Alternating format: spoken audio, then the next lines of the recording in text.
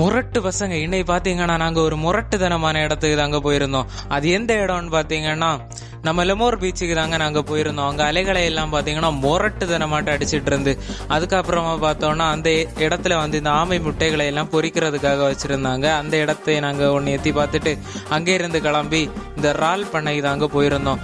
அங்க பாத்தீங்கன்னா அந்த இறால் பண்ணையை கொஞ்சம் பெருசாக அமைச்சிருந்தாங்க.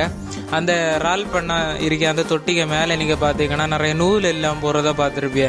இந்த நூல் எதுக்காகன்னு பாத்தீங்கன்னா வெளியில இருந்து காக்கையோ பருந்தோ கொக்கோ ஒன்னா அந்த பண்ணை உள்ள அந்த இறாலை சாப்பிட்ற கூடாதுன்னு சொல்லி அந்த இறாலுக்கு பாதுகாப்பு வேண்டிதாங்க அந்த நூலை எல்லாம் கொடுத்துருக்குறாங்க.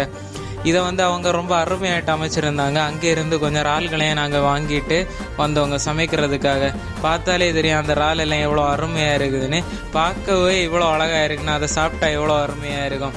இன்னொரு முரட்டுத்தனமான வீடியோவில் முரட்டுத்தனமாக சந்திப்போம். இந்த மாதிரிப்பட்ட வீடியோவை நீங்கள் நிறைய பார்க்கணுன்னு விரும்புனீங்க அப்படின்னா வழக்கம் போல் கமெண்ட் அள்ள விட்டு லைக்கை தெரிவிக்க விடுங்க, அது போதுங்க.